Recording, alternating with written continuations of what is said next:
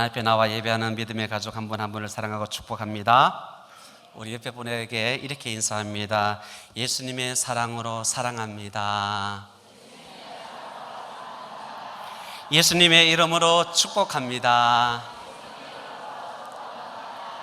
아멘. 예수님 때문에 참 행복하시죠?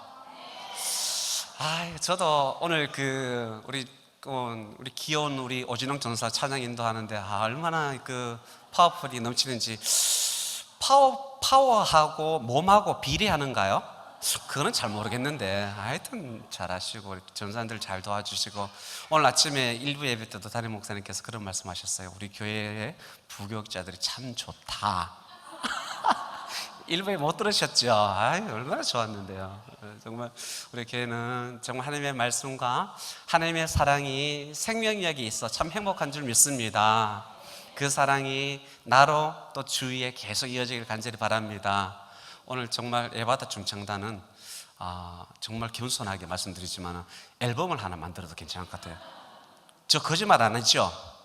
강대상에서 거짓말하면 천국 못 가거든요. 그래서 정말 진실만 얘기해야 되는데 찬양 너무 은혜스럽고 늘 찬양단이 다 은혜스럽게 하지만 오늘 또 이렇게 바로 들으니까 너무 행복하고 너무 좋았는 것 같습니다. 사랑하는 성도 여러분은 이런 얘기 많이 들어보셨습니까? 요즘에 나이 드신 분들이나 젊은 사람들이나 현대인들이 늘 하는 얘기들이 입버릇처럼 항상 하는데 그 얘기가 뭔지 아십니까? 죽겠다. 죽겠다.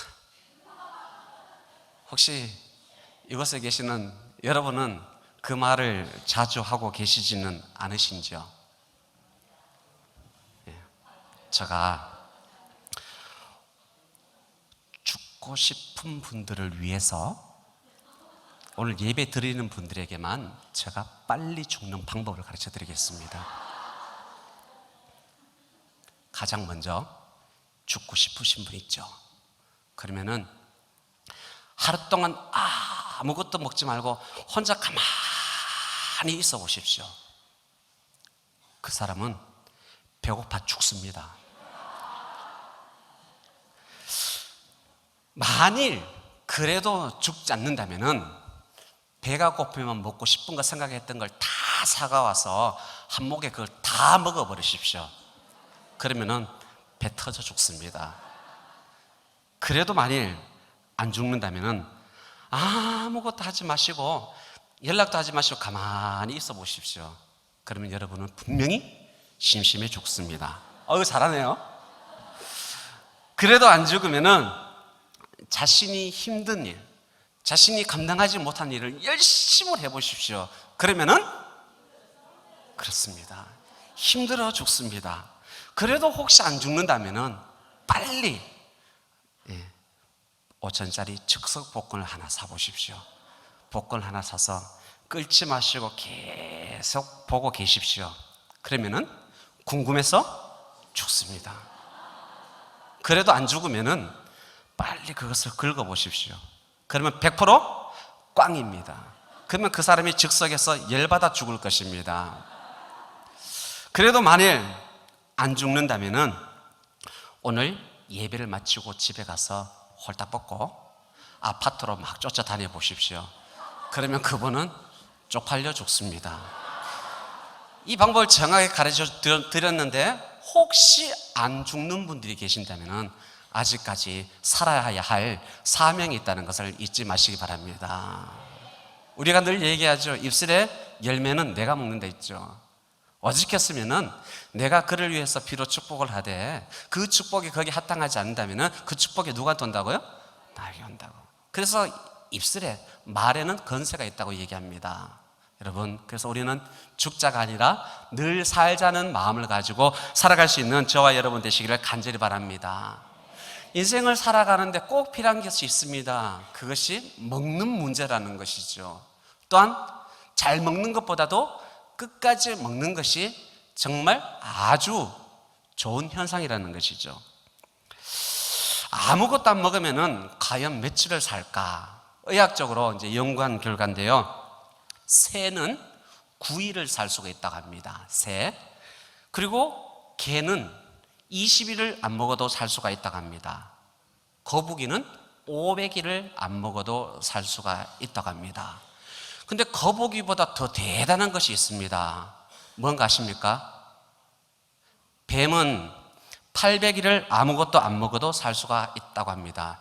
그래서 되게 찔긴가 봐요. 그래서 우리하고 원수를 만드신 것 같아요.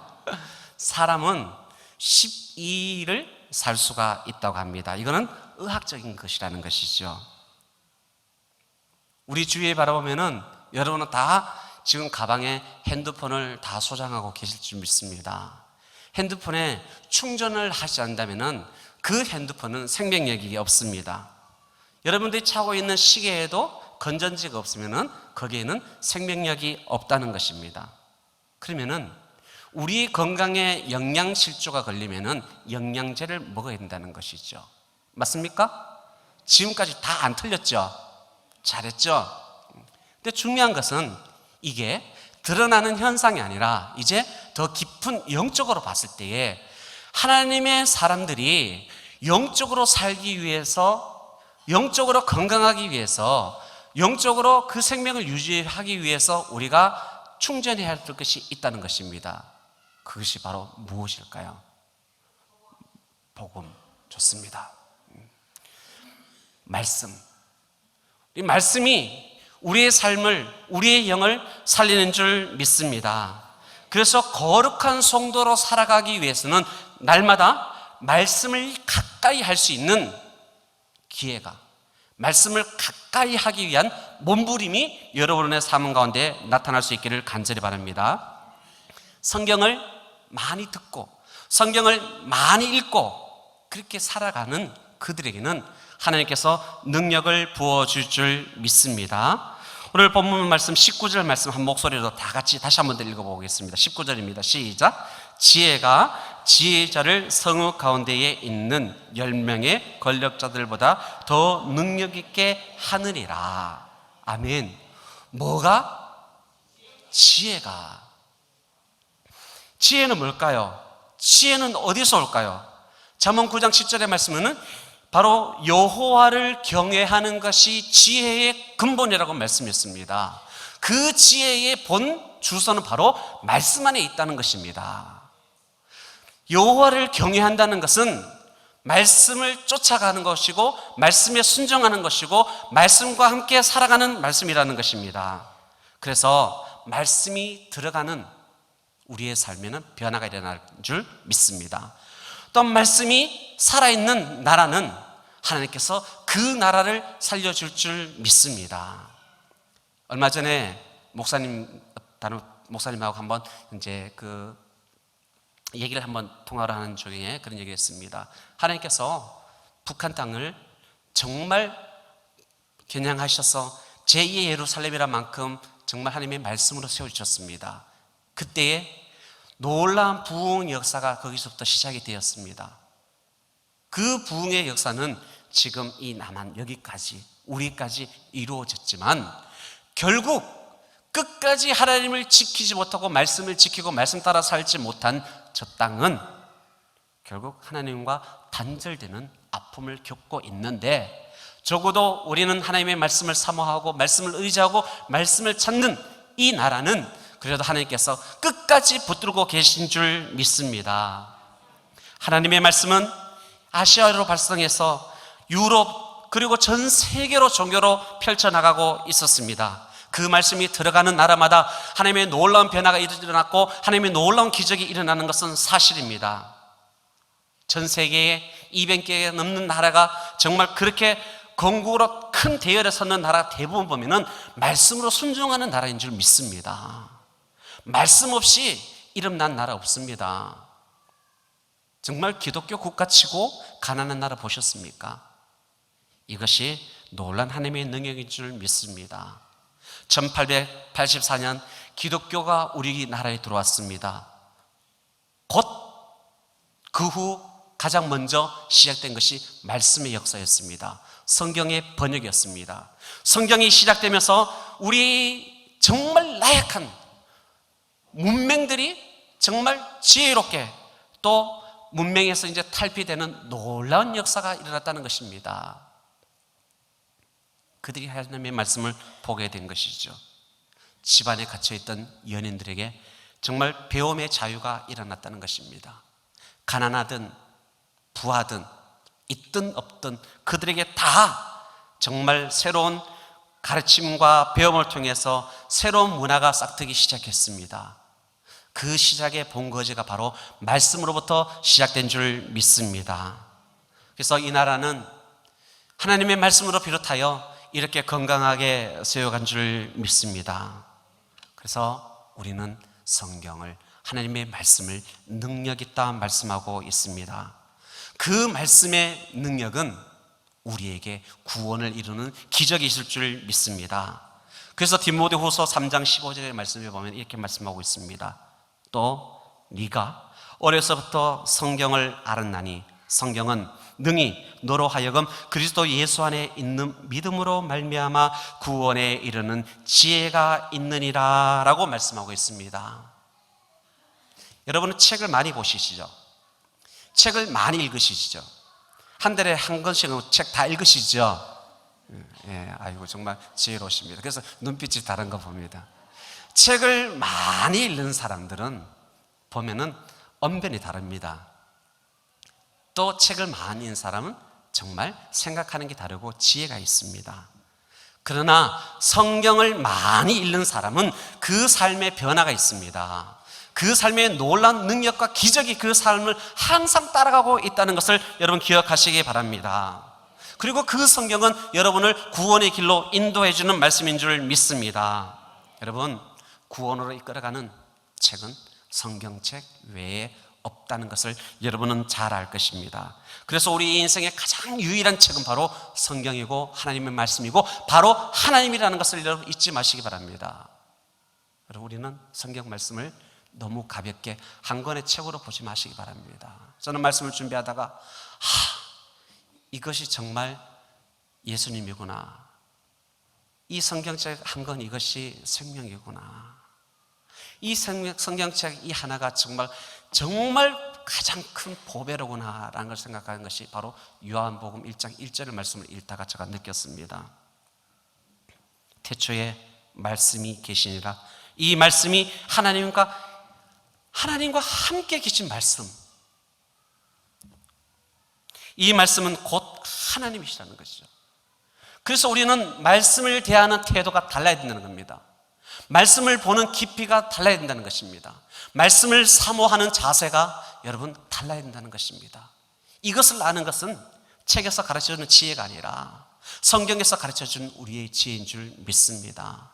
그래서 성경을 보고 정말 깨닫는 지혜가 우리 가운데 충만할 수 있기를 주의 이름으로 부탁을 드립니다. 이 성경이 우리와 함께 할 때에, 이 말씀이 우리 가운데 함께 할 때에 그것이 능력이 됩니다. 그 능력이 우리와 함께 할 때에 우리의 삶의 문제들의 하나하나 모든 엉클어진 실타래는 풀어질 줄 믿습니다. 질병이 문제입니까? 가난이 문제입니까? 아픔이 문제입니까? 자녀가 문제입니까? 말씀이 답인 줄 믿습니다. 아멘 하시는 분들에게는 놀라운 답이 일어나기를 주의 이름으로 축복합니다. 그래서 히브리서 4장 12절 말씀에 보면은 하나님의 말씀은 죽었고 살았고 살았답니다. 하나님의 말씀은 살았다는 겁니다. 여러분, 살아있는 말씀을 함부로 대할 수가 없잖아요. 살아있는 성경의 말씀을 우리가 함부로 할 수는 없잖아요. 하나님의 말씀은 살았고 운동력이 있어 좌우의 날선 어떤 검보다 예리하여 혼과 영과 관절과 골수를 찔러 쪼개기까지 한다고 말씀하고 있습니다. 사랑하는 믿음의 가족 여러분, 성경은 우리를 구원에 이르게 하는 능력인 줄 믿습니다. 그리고 그 성경은 우리를 믿음 안에 성장하게 하신다는 것입니다. 디모데후서 3장 16절에 보면은 모든 성경은 하나님의 감동으로 된 것으로 교훈과 책망과 바르게 함과 의로 교육하기에 유익하다고 말씀하고 있습니다. 성경의 모든 하나님의 역사는 성령의 감동으로 기록되었습니다.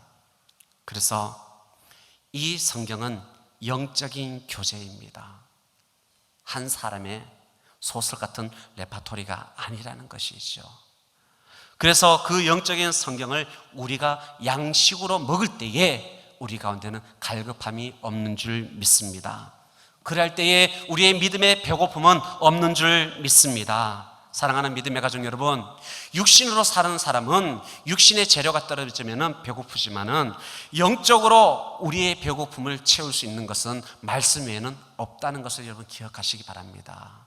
그래서 예수님은 또 떡으로만 살 것이 아니라는 것이죠. 하나님으로부터 나오신 그 말씀을 붙들고 사는 지혜가 우리 가운데 있어야 될 줄 믿습니다. 그리고 마지막으로 성경은 우리를 바로 온전케 하는 그 능력이 말씀 가운데 있다고 하는 것입니다. 디모데후서 3장 17절 말씀에 보면은 이는 하나님의 사람으로 온전케 하며 모든 선한 일을 행하기에 온전케 한다라고 말씀하고 있습니다. 기억하십시오. 여러분, 성경은 우리를 구원으로 인도하는 내비게이션입니다.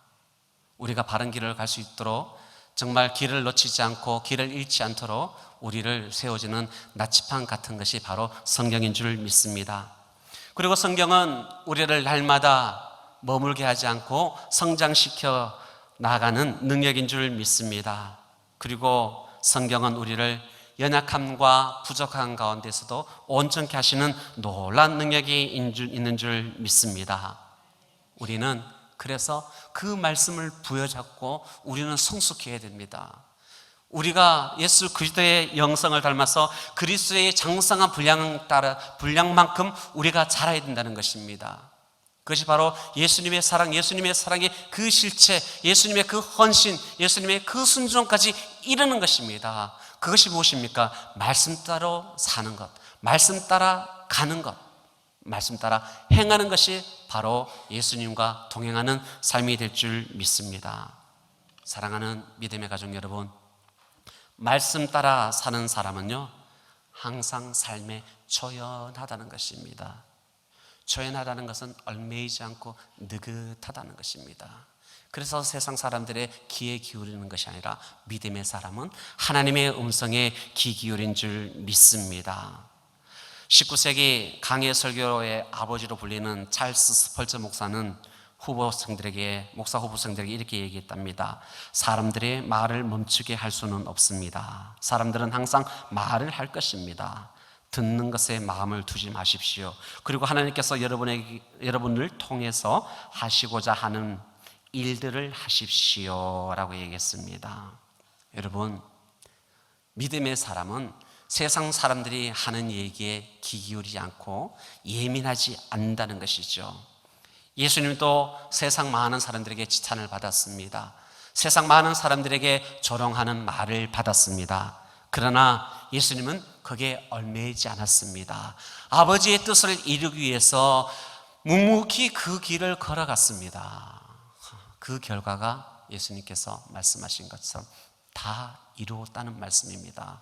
우리도 우리의 인생의 삶을 살아갈 때에 믿음으로 살아간다면은, 적어도 우리가 거룩한 믿음의 자녀라면은 세상의 사람들의 방법을 쫓아가지 말고 세상 사람들이 얘기하는 길로 가는 것이 아니라 오직 말씀 안에서 답을 찾을 수 있는 여러분 될 수 있기를 간절히 바랍니다. 오직 믿음의 말씀 안에서 여러분이 필요한 것을 공급받을 수 있는 은혜가 있기를 간절히 바랍니다. 그럴 때에 그 말씀이 우리를 자유케 한 줄 믿습니다. 그래서 사도 바울도 얘기합니다. 내가 사람에게 좋게 하랴, 하나님께 좋게 하랴, 사람들에게 기쁨을 구하랴. 내가 지금까지 사람의 기쁨을 구하였다면 그리스도의 종이 아니다는 것이죠. 성도들은 사람보다 하나님을 먼저 찾고 하나님을 잃지 않는 여러분 되어야 될 줄 믿습니다. 여러분, 안타깝지만 요즘 가끔 매스컴을 보다 보면은, 뉴스를 보다 보면은 밤사이에 젊은 연예인들의 비보를 듣게 됩니다. 왜 그런 현상이 일어날까요? 저도 가끔 한 번씩은 얘기 들어봤지만은 그들이 한 드라마를 찍을 때에 그 드라마가 끝나기까지 그 이름도 그 사람의 존재도 아주 많이 드러난답니다. 황홀하다는 거죠. 너무 기분이 좋다는 거죠. 인기가 하늘을 치솟는 겁니다. 근데 그 드라마가 종방이 되고 난 다음에 그들은 할 것이 없어진다는 것이죠. 그때에 그렇게 희열을 느꼈던 그들의 삶이 갑자기 꺼지니까 거기서 우울증이 들어간다는 겁니다. 제가 잘 아는 분, 사실 집사람 친구예요. 집사람 친구가 결혼을 하지 않는데 병원에 가서 검사를 해보니까는 자궁암 4기래요. 그 사람들이 다 놀랐어요. 근데 그분의 정신력보다 정신이 참 건강해요. 딱 나중에 태어나고 그런 얘기 하더라고요.